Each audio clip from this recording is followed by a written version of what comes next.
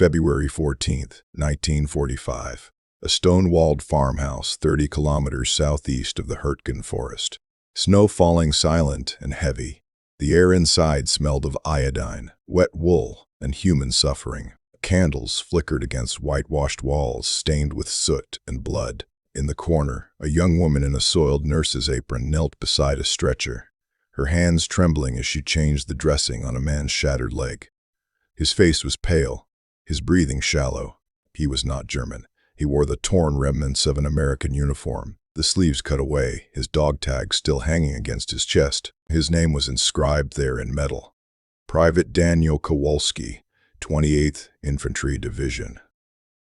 The nurse's name was Greta Hoffmann, 23 years old, daughter of a school teacher from Heidelberg. She had been trained in Berlin, had believed in duty, in service, in the promises her nation had made to her. She had seen hundreds of wounded men pass through her care, German boys with frostbitten feet, officers with shrapnel embedded in their spines, Hitler Youth conscripts who still believed victory was coming. But this American was different. Not in his wounds, which were terrible, not in his pain, which was immense, but in what he said when she leaned close to check his pulse. "Your medics," he whispered in broken German, his voice hoarse and rasping. "They saved me. Before your side captured me. They didn't have to." Greta's hand froze on his wrist. She looked down at him, confusion and something else, something unfamiliar, stirring in her chest. "American medics," he repeated, his eyes glassy with fever. "They pulled me out. Under fire. They didn't ask my name, they just did it." And then, for reasons she could not explain, Greta Hoffmann began to weep. To understand why a German nurse would cry over the words of an enemy soldier, one must first understand what she had been taught to believe. By 1945, the German Medical Corps was a shadow of its former capability. What had once been a disciplined, well-supplied system built on Prussian efficiency had collapsed under the weight of 5 years of total war. Nurses like Greta had been indoctrinated through the Bund Deutscher Mädel, the League of German Girls, where they learned not only how to bandage wounds and administer morphine, but also how to see the world through the lens of National Socialist ideology. They were taught that the German soldier was noble, self-sacrificing, defending civilization itself against the chaos of Bolshevism and the decadence of the West. They were taught that the enemy, especially the Americans, were soft, materialistic, morally weak. That they fought not out of conviction, but out of comfort. That their soldiers were cowards who relied on machines rather than spirit. This ideology was reinforced by years of propaganda. In newsreels and posters, American soldiers were depicted as gangsters and profiteers, men who had no understanding of honor or duty. The German nurse was told she served the highest cause. She was told that her suffering, and the suffering of the men she treated, was noble, necessary, part of a divine struggle. But ideology is a fragile thing. It cannot suture a wound. It cannot stop a hemorrhage. And when the fighting came to German soil, when the front lines collapsed and the wounded poured into improvised field hospitals and barns and cell houses and abandoned schools, ideology began to crack because the wounded told stories, and some of those stories were about American medics. The American combat medic of World War II occupied a strange and sacred space on the battlefield. He carried no rifle. Under the Geneva Convention, he was a non-combatant, marked by a red cross on a white armband, theoretically immune from intentional targeting. In practice, this protection was inconsistent. German and Japanese soldiers sometimes respected it. Sometimes they did not. But what made the American medic remarkable was not his legal status. It was his doctrine. American medics were trained to treat any wounded man within reach, friend or foe. This was not sentimentality.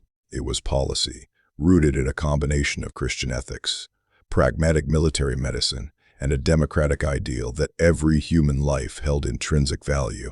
The medic's creed was simple: "I will never leave a fallen comrade."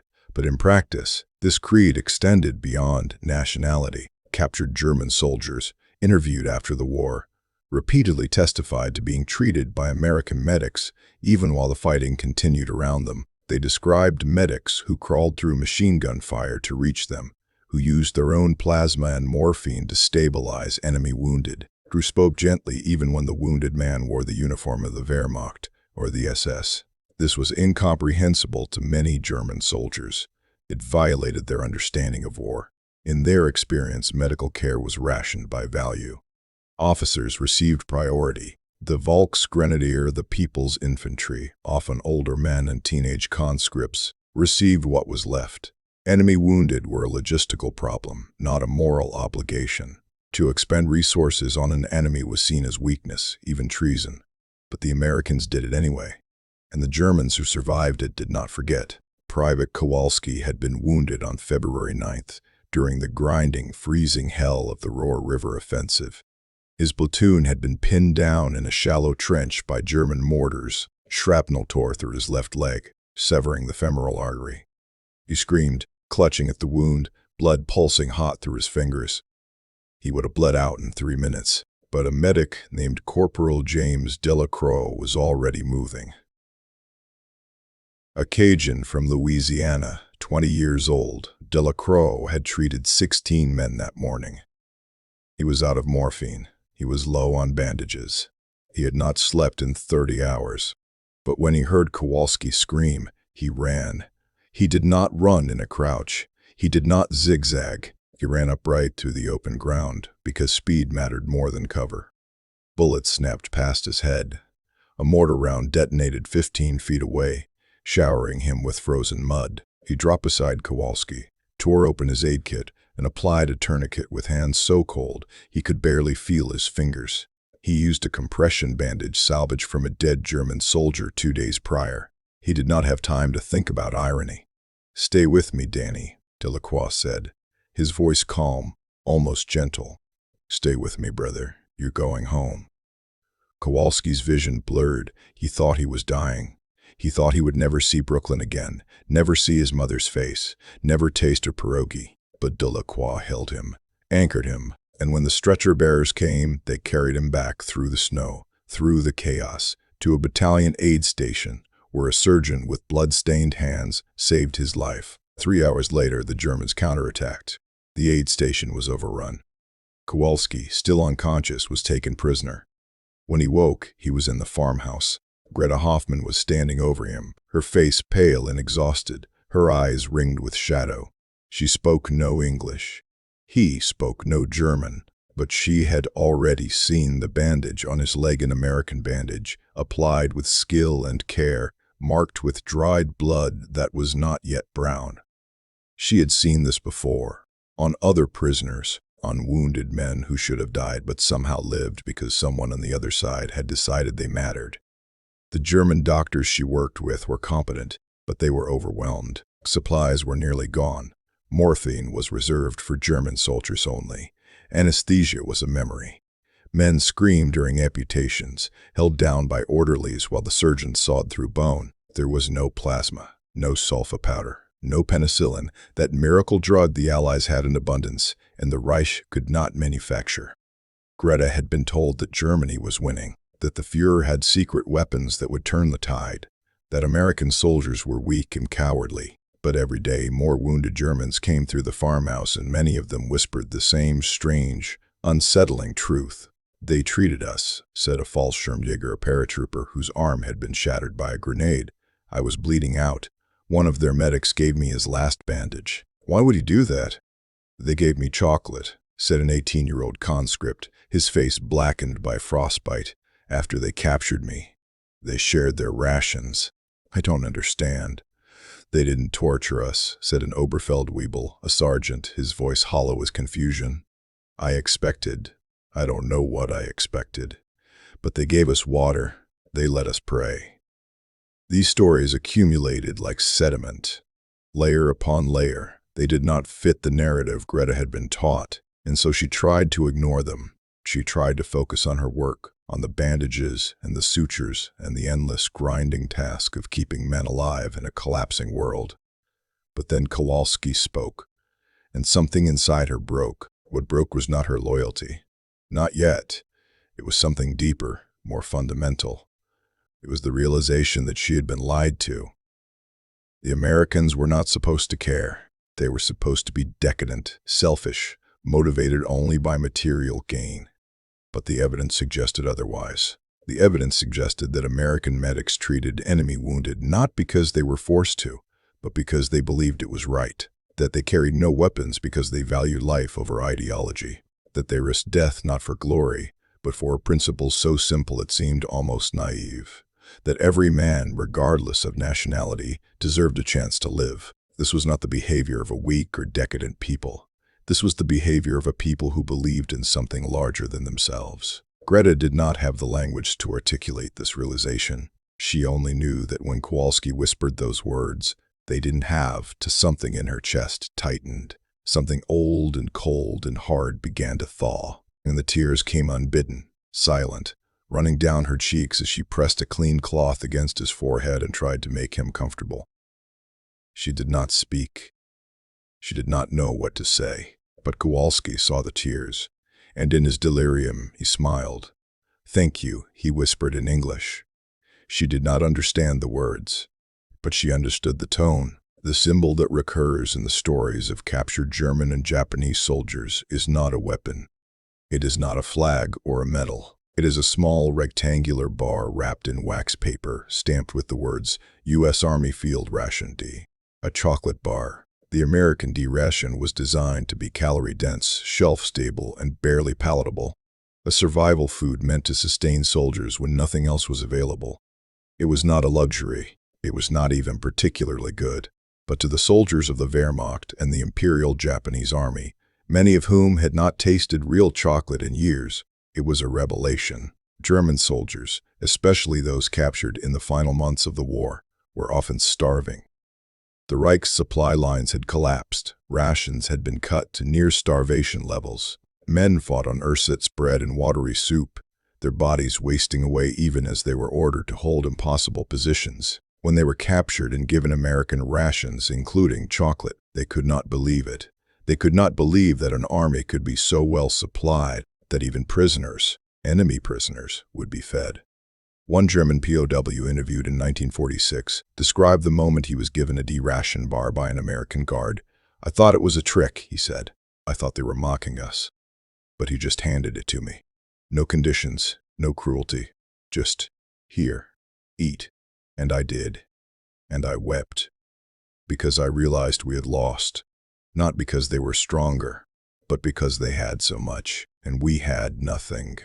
The chocolate bar became a symbol, not of decadence, but of abundance. Not of weakness, but of a society so wealthy, so organized, so fundamentally different from the totalitarian regimes of Germany and Japan, that it could afford to feed its enemies. This abundance was not accidental. It was the product of a democratic industrial society that valued human life and human dignity. It was the product of a nation that believed, however imperfectly, in the idea that people mattered, that freedom mattered, that even in the midst of total war, there were lines that should not be crossed. By March of 1945, the farmhouse had been abandoned.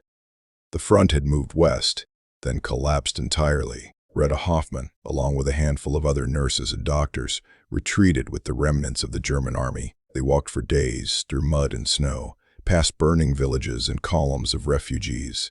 They carried what they could. They left the rest. Kowalski was liberated by the 9th Armored Division on March 3rd.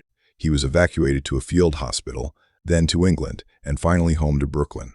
He survived the war. He married. He had 3 children. He never spoke much about the war, but he kept a small piece of paper in his wallet until the day he died. A scrap, torn from a German medical chart, stained with blood and ink, on which someone had written his name in careful script. He did not know who had written it, but he believed it was Greta. Greta Hoffmann was captured by Soviet forces in late April, near the Elbe River. She spent 2 years in a Soviet labor camp before being released. She returned to Heidelberg in 1947, to a city that no longer existed. Her father was dead. Her home was rubble. She worked as a nurse again, in a makeshift clinic in the ruins, treating the sick and the starving. She never married. She never spoke publicly about the war. But in 1963, a historian conducting interviews with former German medical personnel found her. He asked her about her experiences. She was reluctant at first, but eventually she spoke. She spoke about the cold, the hunger, the despair. She spoke about the wounded men, the boys who died in her arms.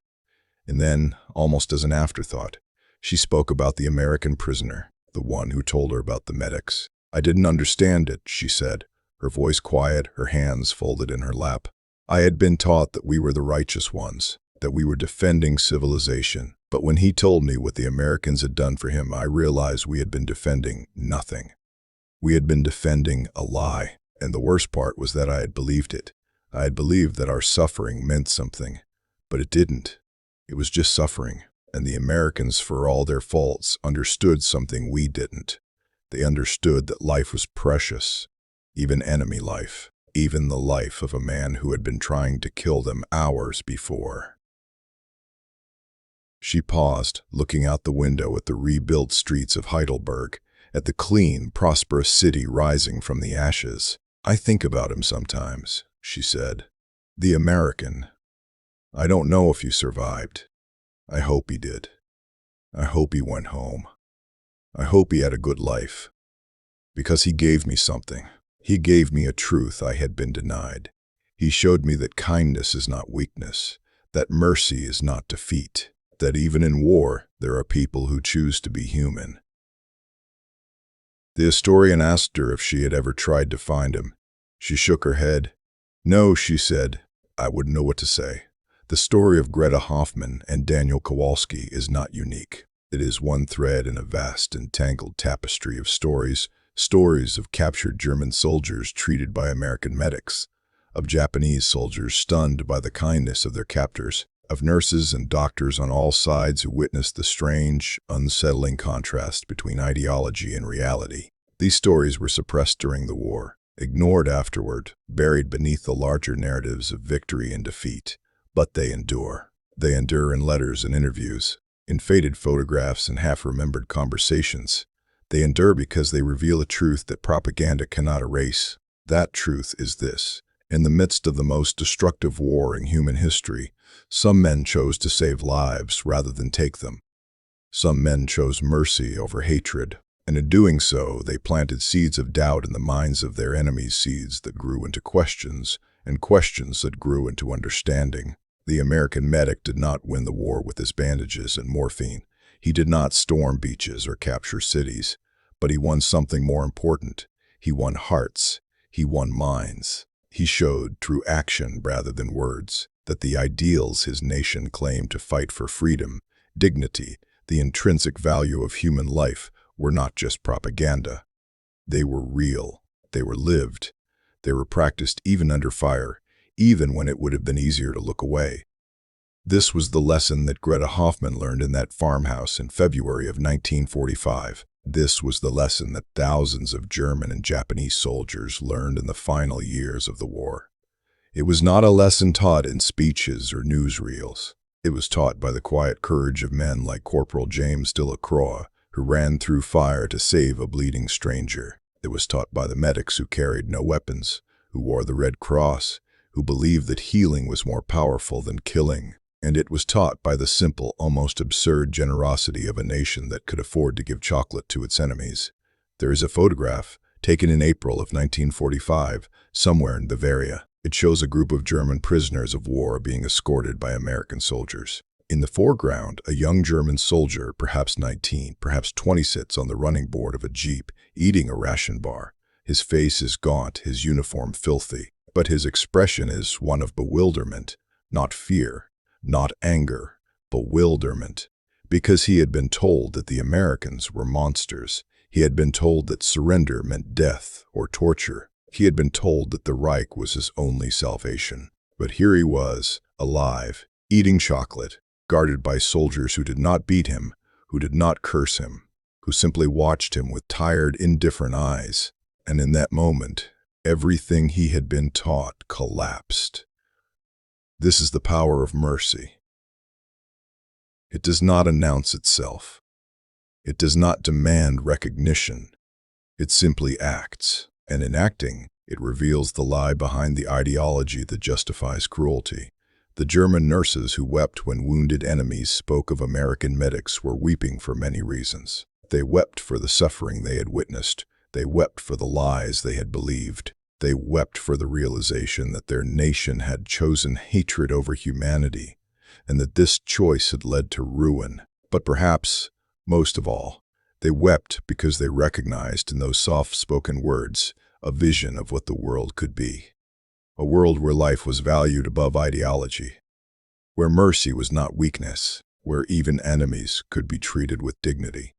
It was a vision they had been denied, a vision their nation had rejected, but hearing it spoken by a wounded man in a blood-stained farmhouse, they could not deny its truth. The war ended. The medics went home.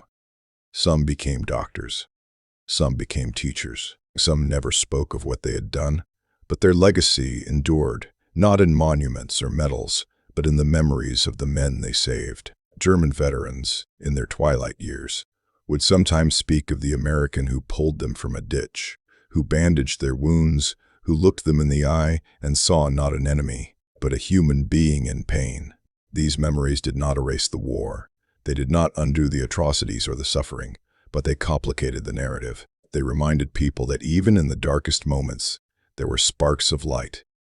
That even in a war of annihilation, some men chose life over death, and that choice, repeated across 1,000 battlefields, in 1,000 moments of danger and chaos, planted the seeds of a different future.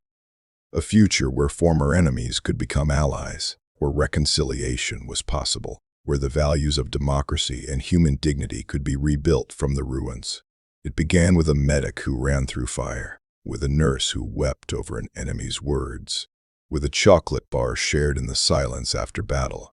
It began with mercy, and mercy in the end proved stronger than hate. Greta Hoffmann died in 1989 at the age of 67 in a quiet apartment in Heidelberg. She left behind no children, no wealth, no monuments. But among her possessions, her neighbors found a small box.